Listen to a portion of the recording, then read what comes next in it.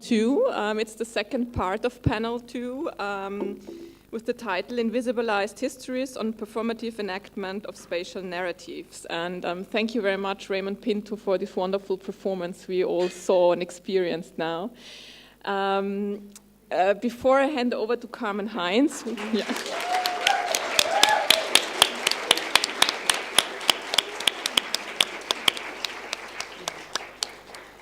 Before I hand over to Carmen Heinz, who will lead you through this panel and moderate this panel, I just want to say that I'm so happy that after 2 years it's possible to have the second Claiming Spaces conference here at AZW, so thank you very much for hosting us. And to see all these wonderful guests here and this wonderful audience and all these topics we're discussing together, for us this is really a big step and we are very happy about this day. Carmen Heinz joined the Claiming Spaces Collective last year, and I'm very happy that you brought all your thoughts, your knowledge, and your ideas into the collective, and together with the Claiming Spaces Collective, Carmen conceptualized this panel and will also moderate this panel.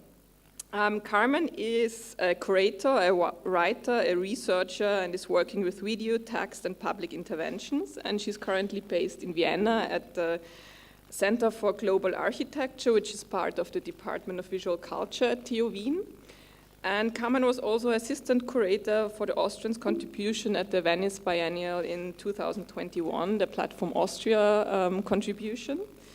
And her research includes topics of platform capitalism, platform urbanism, urban informality, gender, sexuality studies, and theories of social reproduction. So thank you, Carmen, for being with us, and thank you all for joining us, and I wish you a good conversation. Nice.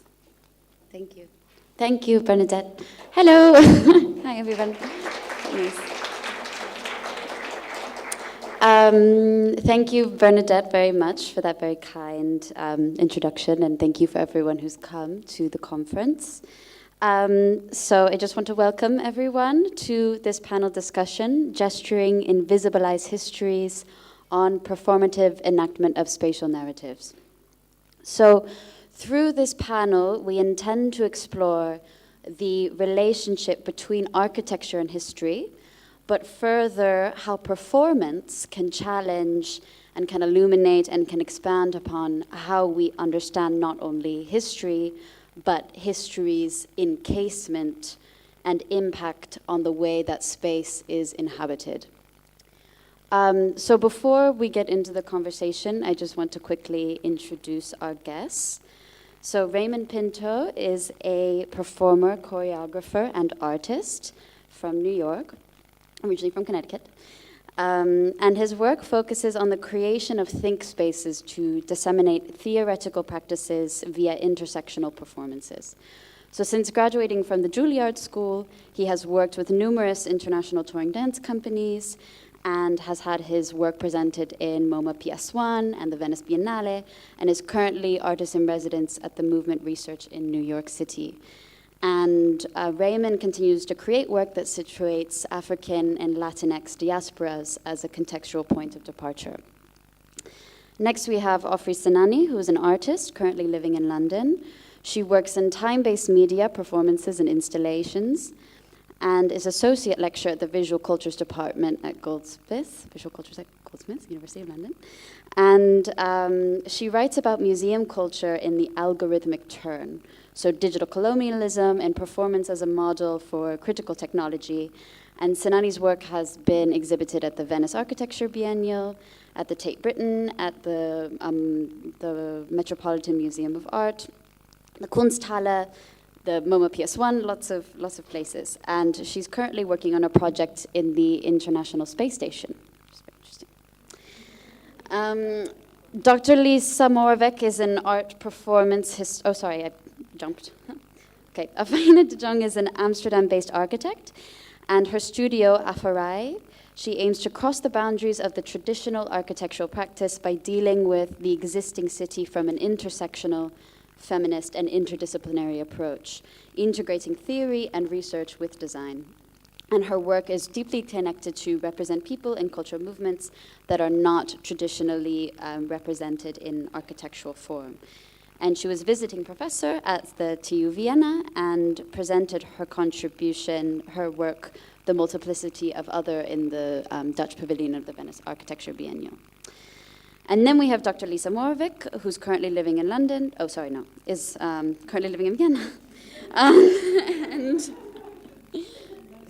And is a contemporary art performance, teaches contemporary performance art historian at the University of Vienna, and she is exploring feminist exchanges between Austrian and British performance artists since the 1980s, and is recently edited a special issue of Humanism After the Human, of Photography and Culture, and the platform issue of Balancing Acts, focused on dance and performance. So we have an incredibly interdisciplinary panel of people who come from a lot of different disciplines, and I'm really excited to work through these ideas together. So there are three, again, discursive spheres that we'll be looking through that kind of form the architecture of the conversation. And that is the idea of built space in architecture, the idea of history, and then the idea of performance. So we will consider the intersection between these three spheres and elaborate on what the critical implications of these intersections are in order to address the urgent topic at hand, which is trying to collectively imagine and build futures according to the lens of intersectional feminism. So I think that with that, maybe we should begin the conversation. So my first question addresses, as I mentioned, the first sphere, which is this idea of history and built space. So my question would be, how do certain kinds of architecture produce ways of perceiving history? So in what ways does the built environment carry and reproduce understandings of the past, and therefore projections towards a future, and what are modes of collectively laying claim to these projections? Sorry, it's kind of a long question.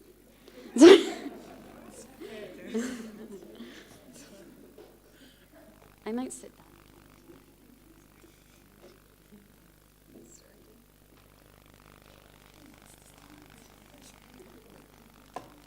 I don't know, maybe we could do it sequentially?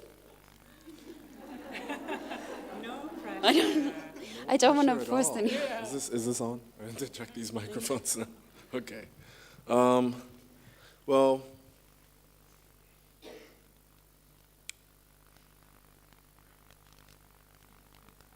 how does one begin to think about how to enter a space?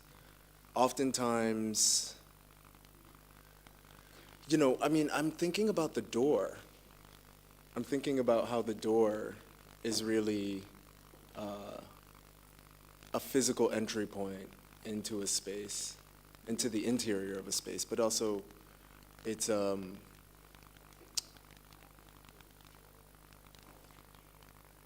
matter of design, I guess. And I'm also thinking about how the animation of a certain materiality, it situates a certain kind of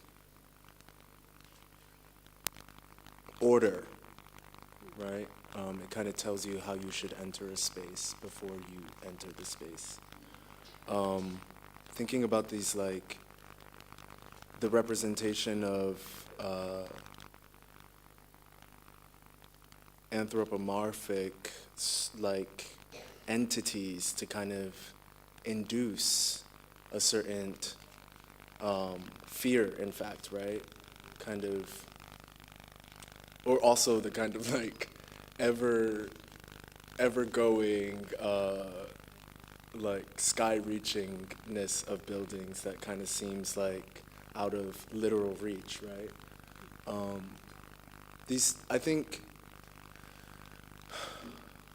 I think it's important to consider how you move about and through architecture.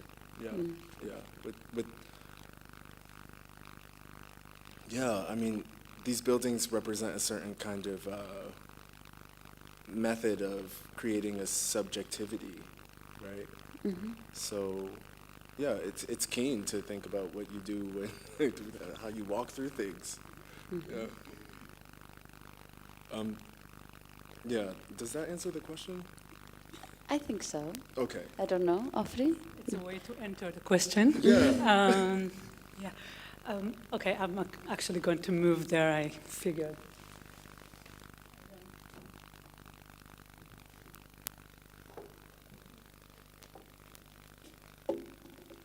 I don't know really how to speak while I'm seated. And I thought, thank you, Carmen and Bernadette, for the invitation. And I can just, and instead of speaking a little bit more abstractly, I thought I'll share a little bit of my recent research, and which speak a lot about kind of speciality and order in a way. So I'll do it quickly, but so in September 2018, in a very, very long afternoon and night, 6 hours kind of burned completely the National Museum of Brazil, which had 20 million objects in its collection. Just to kind of orient you, the British has 8 million in their collection. It was, it included this indigenous headpieces and a chikuna mask, but the famous Luzia, the earliest human remain ever found in Brazil, but also a huge collection of dinosaurs and butterflies, Chilean mummy, and this major linguistic archive that included many indigenous languages that are no longer practiced and now are gone forever. This meteorite, however, survived no problem. So this event was described as a lobotomy in Brazilian nation, but it started with an error. Some kind of a naive error. There was not enough water running in the fire hydrant. So already we are entering into kind of an infrastructural question. And if we're less naive about it, we can think both of this building that once was a palace and then a museum of humankind, and included this mammoth side collection, which is all about access, right? Access to the object and kind of performing access, but also all about detachment, taking an object from its origin and then put it in a certain order that things never touch one another. And it was obviously, as a national museum, a tool or a mean of governmentality, and for years, and we know it from many places, Brazil included, but not always, it suffered from a very, very systematic austerity of the cultural sector that ended up with this very dramatic flame.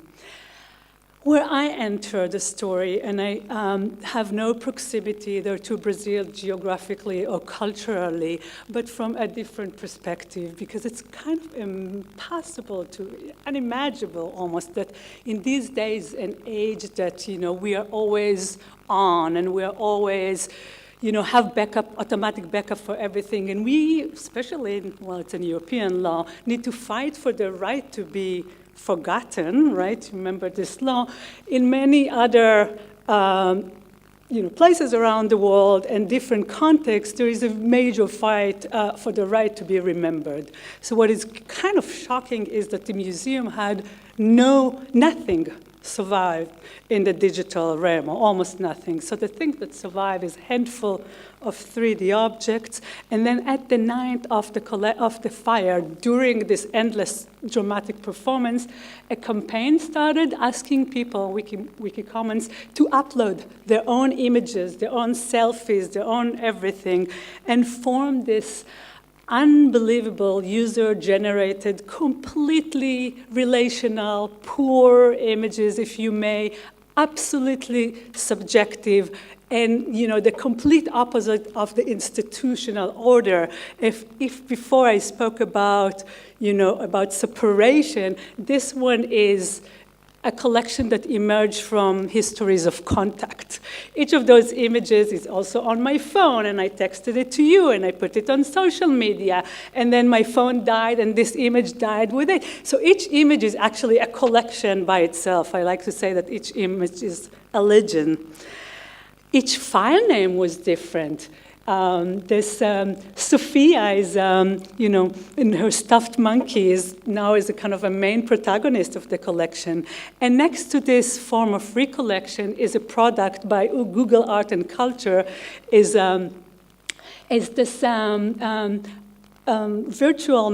virtual tour of the museum, which is, again, a product of a company. It's captured exactly the same way your street is captured. The same technology is on Google, cloud. It actually has nothing to do with the museum, but you can visit the museum that no longer exists, which is, architecturally is quite kind of a mind-bending moment.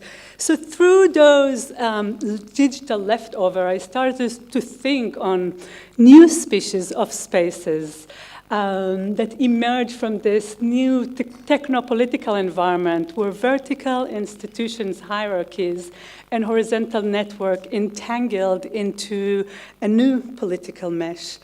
And more specifically, I started to think about those residues. What happened when those objects that are put in use ideologically, in this kind of imperial or colonial, are being removed? And I want to suggest to you as an entry point to think about potential histories or other histories is that the removal of the object leaves us with conditions, and it leaves us with affordances, and it leaves us with what I think of the residues of body and social orders, of matter, and of data, which I like to think them almost as a kin network, as an alliance, as a continuation. And those residues are neither matter nor form.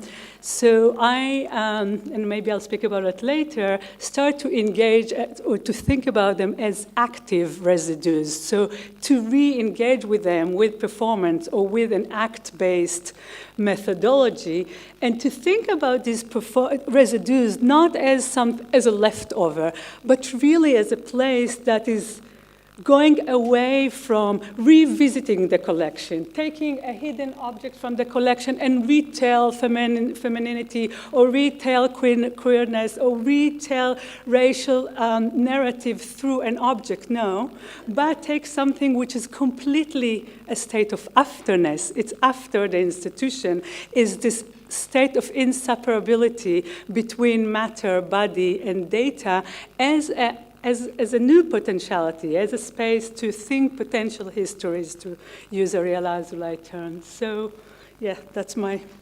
entry point. Yes. Move.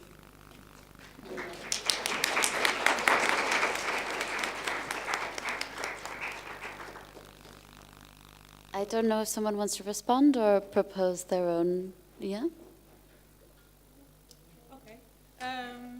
Okay, so we're going back to your question, right? I mean, it's a pretty dense question, and I thought, what are my thoughts on that? I think I have two examples that I want to link, and then I think in the end, I would come back to your performance just now. A couple of years ago, I was in Detroit for a period of time for a project.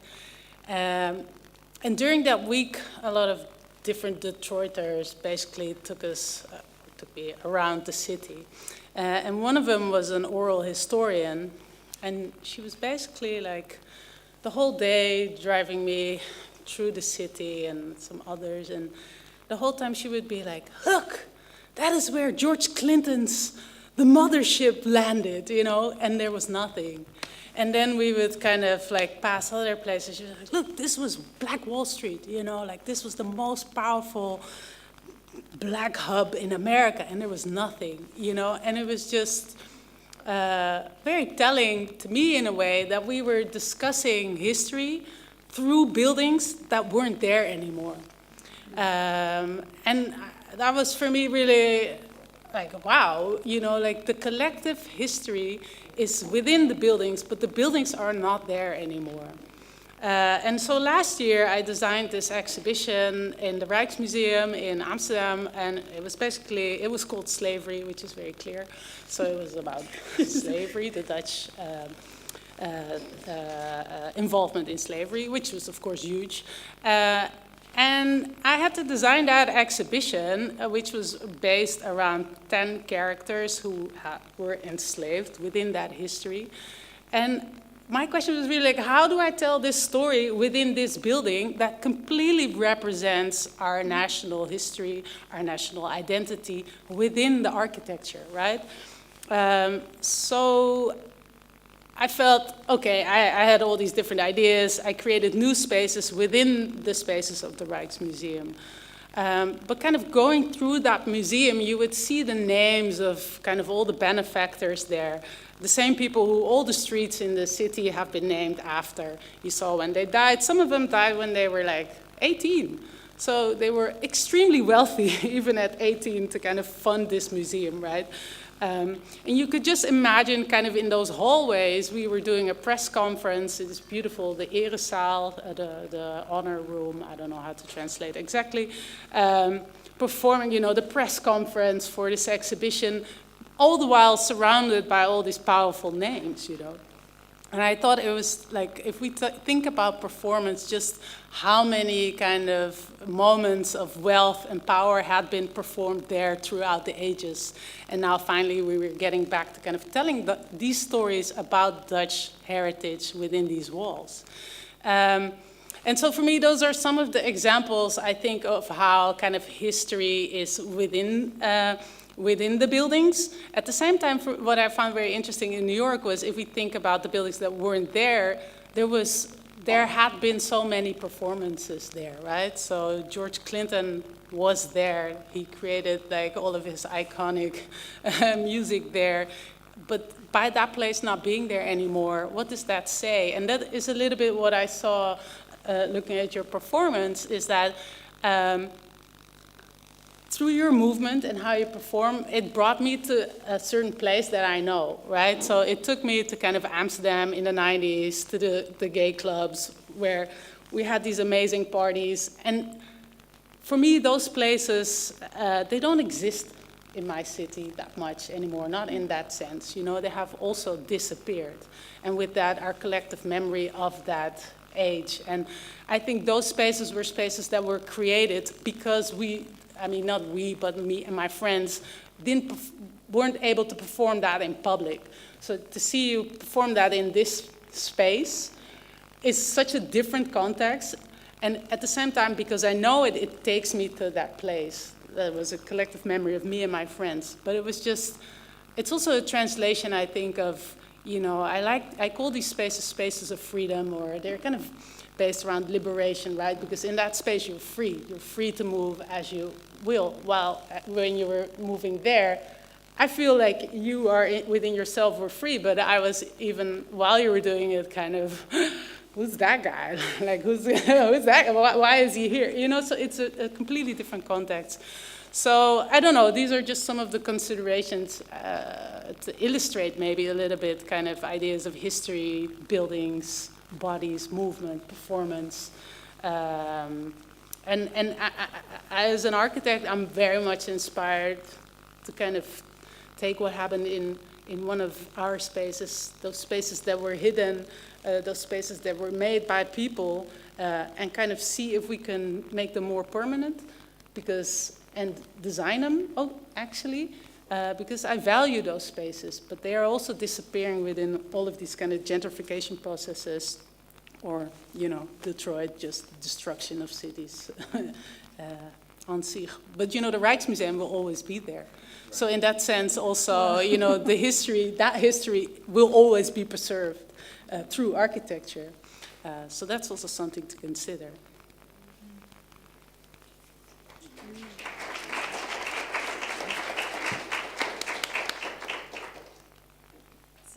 Trying to move on from what you've just said, all of you. Maybe I start with talking about the performance, because I'm an art historian, mainly looking at performance and dance. So it's really like looking at moving bodies really makes me think about the whole setup as well.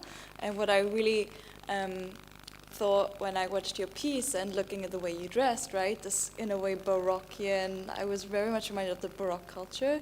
And dance and how the body in space, it was a social event with all of you sitting there and the space being kind of not restricted, but being shown that there is a performance platform, or this is, it could be a platform, but it's not a platform because it's flat, but it's an area that has a special, that is given a special meaning, a special connotation. And the way you used it, the way you referred to the building, I think it looked very, I don't want to say beautiful, but it definitely had an atmosphere in itself, right? It transformed the space for that time with the sound and us being there as well, like the audience. So yeah, and I think from there, I've been thinking a lot about performance in museum spaces in my research and how performance has been reperformed, which kind of goes against the notion of performance. Like performance is only performed once, but then thinking about theater, right? Each evening it's the same production, and in the visual arts, I mean, there has been a trend from the early 2000s onwards that performance is a restage, just starting with Marina Abramovic, 7 pieces, or in London, Performance Histories exhibition, like 2 editions where even performance from the 60s and 70s are restaged. To create a canon, and I've always felt really critical about that, because whatever we see, we have different people performing the piece as well, or Yvonne Rainer having her pieces restaged by other dancers, and even having certified people being able to teach her Trio A, and then that is reperformed. So I think there are loads of modes there were loads of modes in the early 20s, I would say, and 2000s until the late 2000s, trying to bring history and performance more together, like contemporary performance, and what that actually is still not really very much in comparison to the objects. I found that really interesting what you showed, because the performances are I say leftovers, but then they are reused, and then they have a new connotation as well. So if we read bodies and objects in a similar space, in a way, or the building which is preserved, the heritage, the bodies have embodied memory, embodied knowledge, and I find that whole hybrid condition really fascinating to think and reflect more upon the body. And this kind of, I guess, brings me to the proposition to say, what if we don't talk about reenactment or the restaging of performances, but really performance, if performance is just performed through practice, so what does that tell us, and shift the practice of history or historical practices?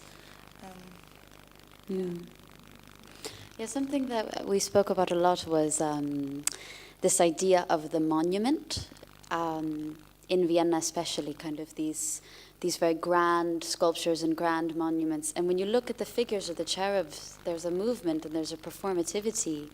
And it is the material, it's literally the material manifestation of the hegemonies and the histories that have erected that monument, but also the invisibilization of all of the labors that went into the production of that. So there's always this interlocking between, hypervisualization via invisibilization, and I feel like in all of your answers you engage with that in varying ways. But I want to kind of maybe move towards this idea that you were kind of orienting towards, in the way that performance can change or challenge how we understand what a space is.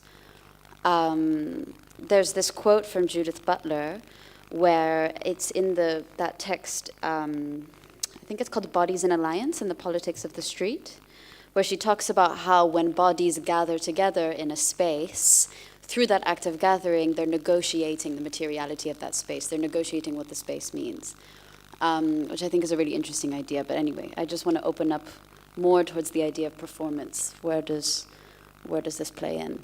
To anyone. We can go in any order, whatever you want. We don't have to be...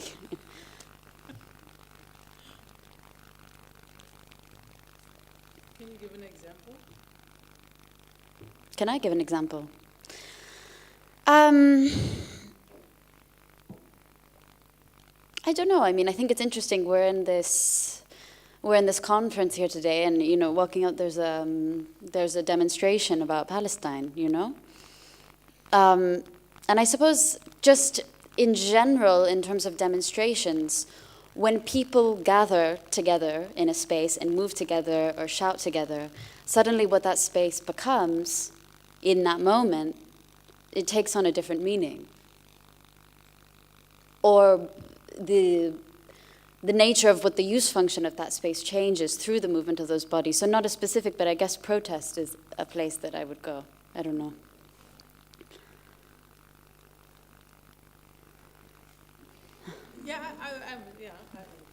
I'm just trying to figure out what direction you want to go, because I think we design spaces as architects, and we're like super happy that there's something like performance or people gathering, and that there's something happening with our space. But I think most people, if you're a performance, you have a different relationship to space. So I'm just wondering, like, are we now kind of being,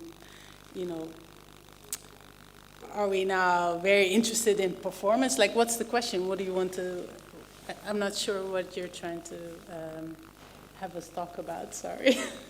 Well, I suppose, if you have examples or just ideas, kind of on the way that performance is an important way of thinking about architecture, or just thinking about the built environment. Why is it in something, in your work as well, why is it something that is related? As an architect, the only thing I find fascinating about what I do, no, not the only thing, but what I find the most fascinating is when people actually use it, right? And I think that's the beauty of it is that I'm designing it and I'm thinking about it, and I have a hope of how people will use it, but you never know. Until people actually enter that space. So I'm really like the creepy architect who always is kind of standing in the corner for a week, kind of figuring out what's happening, if it actually worked. And often you see that there are like 100 things you couldn't envision, because people do whatever they want and they see different things and they have different interactions. So sometimes it works, your ideas work, but often it's like extra layers. And I think that's maybe the beauty of performers or artists or people in general, that there's agency to actually appropriate or subvert the meaning. And I think just as a designer of space, you have to kind of leave that space there, but also make it in a way so specific or interesting that people actually see something that maybe triggers them or that they want to interact with. But for me, I really can only think about it from my own perspective in that way, and then hope that maybe people who have a different means of expressing their creativity or their inner thoughts, that they also find something that they can connect with. But it could also be the other way around, that you're a person who expresses himself through movement and dance and performance, and that, I would adapt to you, instead of you having to adapt to what I made. And that is maybe something that I see, so anyway, off to that side. I just, it's hard not to admit that the past 2.5 years haven't been tumultuous. So in knowing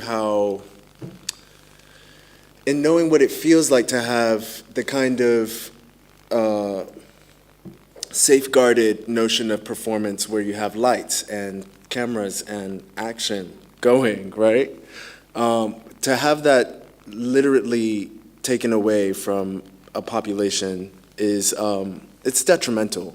But what happened in the streets of the United States particularly was the riot, right? Like the riot was the next mode of performance.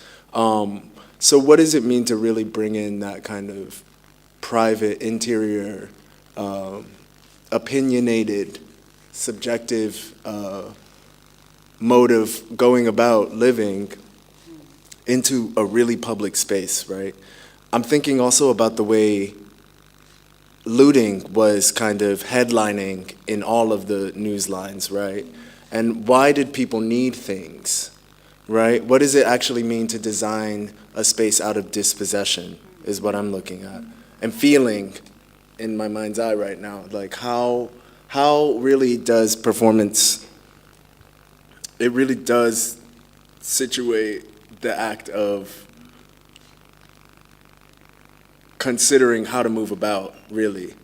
And it's true, people will do whatever they need to do in a space, right? We can also look at like Cruising Utopia by Jose Esteban Munoz, right? Where in the queer community, finding spaces to kind of build an intimacy is critical, right? Because there is such a oppressed thing, this kind of ghost, right? A Derridian hauntology of a sort, right? Or if it is that, then like, what are you carrying? What are you carrying when you walk in the door? So yeah, I mean, it's just really, it's really clear that I want to say people need to design a space where people can like leave with something, and leave with something that feels free, right? And liberated. Yeah. But at the same time, the act of performing within a space creates that feeling of freedom, right? Because I think most of the, let's say, it could be this space. You know, does it have to be specifically designed, or is it just a safe space in which you can be together and in which you can express yourself? You know, like, of course, I love a challenge to make that really specifically, beautifully designed, but in a way it could just be a box as well with a window and and a bathroom. Square meter. Right? Like, it's something that we are doing together and creating together, right? And it's different because it's not in public space. Like once, like you say, once you take it outside, it's a different story. Yeah, that's a fact. Maybe I just jump on that. I wonder about the question of site specificity of performance, or then how is the architecture, the institution, is it chosen? Is it given?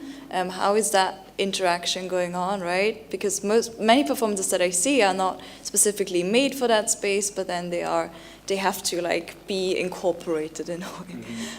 And that really changes the whole nature of the performance and also of the space, because sometimes there are big clashes, and either maybe it's an historical building, it's a contemporary piece, or the other way around. So, but also there has been a lot of thinking about does performance need its own performance space, right? Contemporary performance, especially in New York, where you've lived. I have not, but I've just read the discourse. Like all these questions, like where do you show contemporary performance, and does it need to be like subsumed, or is it given its own space? Its own room for new ideas to develop, to bring people together, and doesn't necessarily have to be an art space either. I think like public space, right? Or the street, or the courtyard, wherever there is this idea of a safe space. But the meaning changes when the place changes, right? So, I mean, for many, many years, my studios were in squats, and my friends who were also there. And if we would do a fashion show or our own parties or anything, that was in our space with our people, the people we designed it for, the people we made the things for. Like it was within our world. And then once, like later, you're invited to do the same things within institutions or at the Venice Biennale. It comes from a different world, and it's in a different space, and it gains new meaning for some. Like, do people actually understand where it's from, what the lingua franca is, where it was made? So I do think, like, once you change space, also meaning changes, because also, you know, yeah, the institution is very different than the space you created by yourself. Yeah, I'll take it maybe. I think going back to you watching, people watching, interpreting your own space, and maybe something Lisa said and before, and connected it to what you just said, that there's a moment the performance is. I'm interested in I would say to think with performance. So not so much to produce performance, not so much thinking of performance towards display, like your methodology now by definition, because you had a date and a definition, certain defined crowd, defined space, it's working towards a presentation of sorts.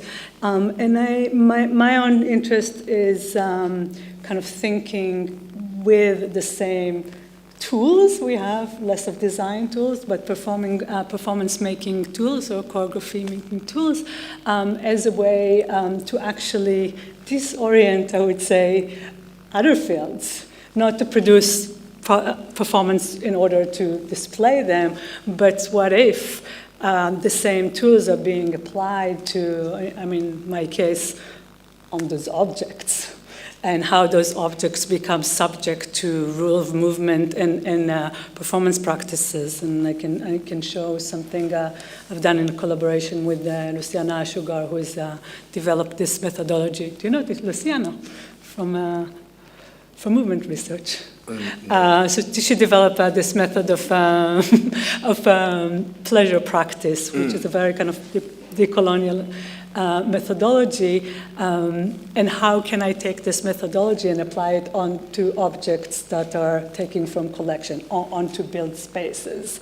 And it's kind of taking maybe some air of the balloon of producing it, because when it's produced and it's displayed, there's also this separation. We are in the audience, that's some sort of an object, moving object that can be reenacted, but it's separated. And keep it as more of a method of disorientation of the field, because I can speak about museum that was born from museum studies. I can speak about it as an art historian. I can speak about it as a curator, which I'm not, but from curatorial studies. When you start to speak about museums that would burn and objects that are live now as like smoke in the lungs of the workers, or as burned, I don't know, employee service that now landing on stoops in Rio de Janeiro, and you start to think about this event with performance, there's a whole different other, knowledge that surface. So it's positioning performance as a research tool is a method of repositioning both the object you're looking at and the knowledge production. Wow. Yeah. I think hearing all of your answers, there's a lot of attention brought to the idea of the museum. So I guess my question would be, how, and do you think it's possible to occupy or to enter a space that was erected through settler colonialism and be able to use that space in a way that aligns with an intersectional feminist trajectory? Is that, how can that happen? Is that possible? I'll take my turn. It's okay if I'll show a little bit, yeah.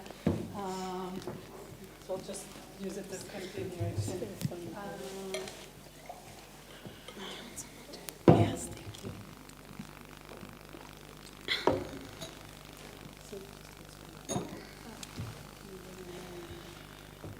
Okay, it's just started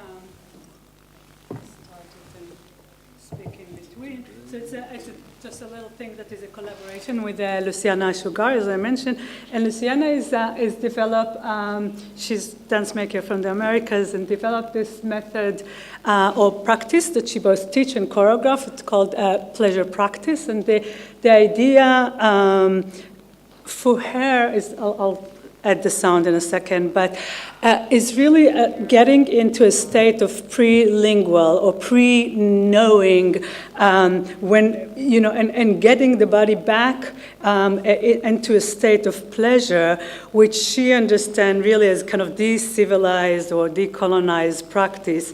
When the body, because when you're back in a state of pleasure, the body cannot be categorized or put to use, exploited or used. And she really think about pleasure as a way of not only decolonize, but really healing of the body as a storage of transgenerational trauma of colonialism. So I'm going to, can I get the sound? No name. Hear a little bit and then I'll speak. No, we don't hear Luciana? Noticing No. how it feels to see that which we're looking at. How it feels to look at that feels brighter. And how we're listening to the pleasure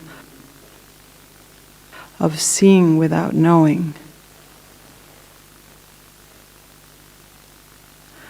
How we're listening and allowing the knowing to drop down from the mind to the naming brain, down the throat, down to the skin melting down.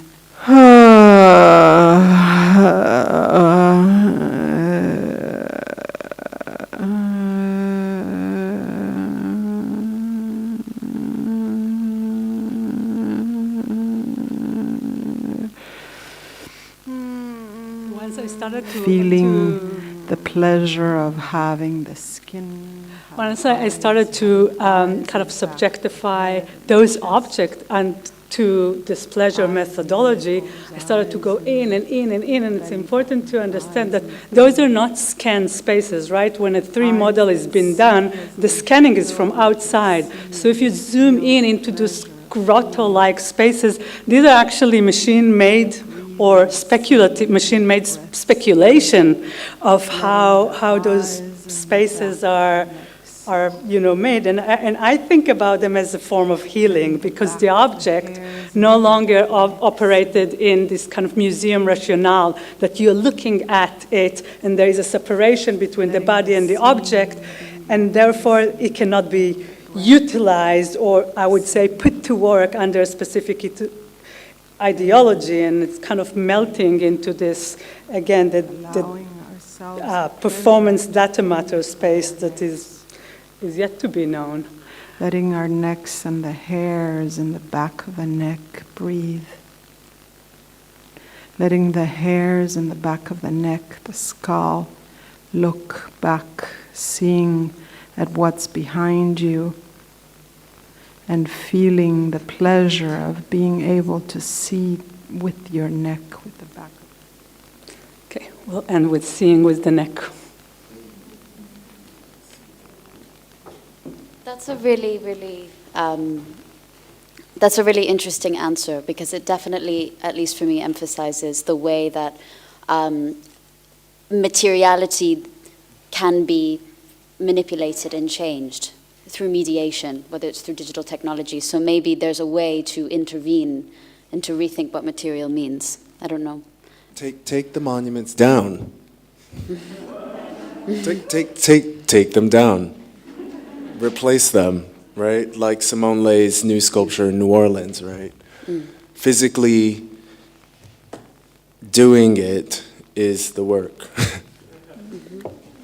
We can think about it. No, you can go. Take them down. Just take them down. That's what I'm saying. I can't speak for everybody, but I do know that it matters what we see, especially in today's world.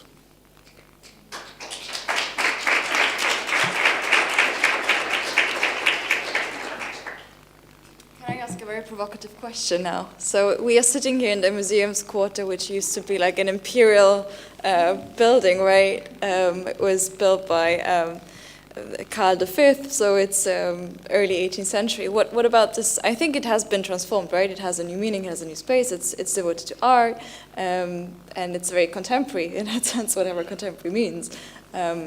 So I guess I wonder what you think about what do we do with all these buildings? Like Vienna has so many old buildings from imperialist times. Do we take the whole city down, or maybe parts in Germany, like the Munich area, for example? Most of it has been bombed, so everything has been rebuilt after World War II. I think there are like different, like I'm only, of course, only speaking from like Central Europe now, because that's where I know the most about. But what would be your suggestion about the architectural space, the urban space, the city itself? Yeah, I mean, I think architecture is a divine practice in a way, right? It offers so many different benefits to life. It's nice to be warm, for sure. Like, you know, and I guess it's not a question of whether or not we want. I think I would want to see buildings come down. Although demolishing things is an interesting thing to watch on YouTube. Like, I definitely have gone down a rabbit hole on that, but it's fine. I think the question is, like, what do we do with the space that we have? And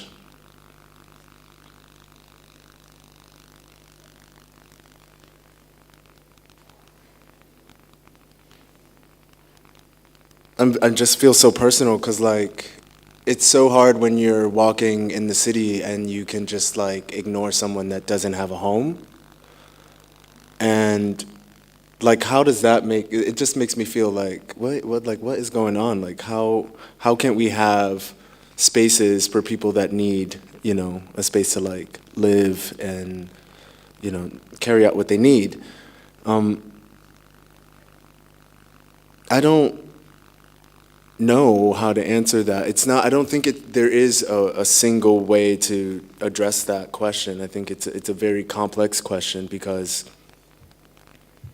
you know, of that thing that architecture does, which is, you know, it keeps you warm. It feels good to be inside.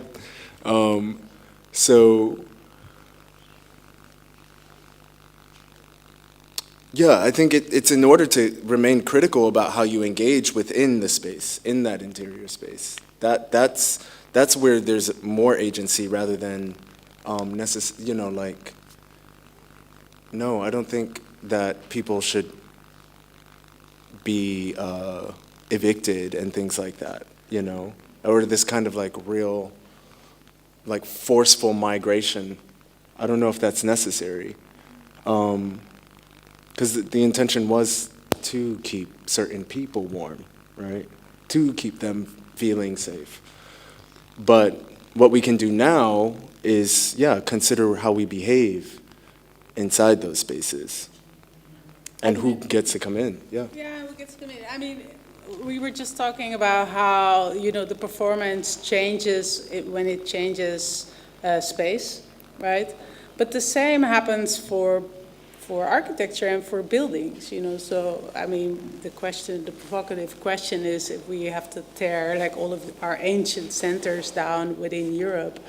I mean, growing up in Amsterdam, in the center, you know, I was always walking through spaces that were, you know, built over my forefathers' back with even like depictions of their bodies on those facades, you know. So that's a very strange space to navigate. At the same time, you know, like also we have like a beautiful ethnographic museum probably here as well. You know, like I also think that a lot of these kind of spaces that kind of have emerged through capitalism, colonial settling, et cetera, that they also change meaning when the inside changes, right? What people do inside also changes over time. And in that sense, I don't think we have to tear them down. Even with the statues, I'm still like, okay, I mean, you know, I think you also have to change, you can change the meaning as well, you know. in a way, like, I'm happy that you have a place like the Rijksmuseum where we can look at Rembrandt and see how rich, Amsterdam was through having all of these colonies. But then at the same time that now, the, descendants, including me, are there. We're agents there. We're doing, we're telling our stories there.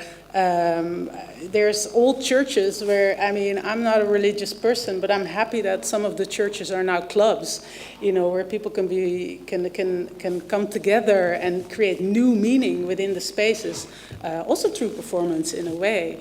So, and the same goes for those statues, like I don't mind seeing like that old general on a horse, but I would like it known that he murdered a whole island of people. Instead of look at this great guy on a horse, So I think we don't have to erase it. We just have to create better understanding of what it is we're looking at. And I think, like you said, I don't know who said it, but visuals have meaning. But also the meaning of the visual changes over time with the knowledge that we have. So, we just have to... I think very sorry, but we have to end the panel because we're coming towards the end. But I think, but I think that, I think a great takeaway I'm getting from all of these is that performance can help challenge how we understand a space in the way that space, the connotations of that space historically. And as architects and as designers, it's important to think about how to intervene and reorient and recalibrate these spaces to claim spaces for everyone, for all. So anyway, that's it. Thank you, everyone, for our speakers. Thank you.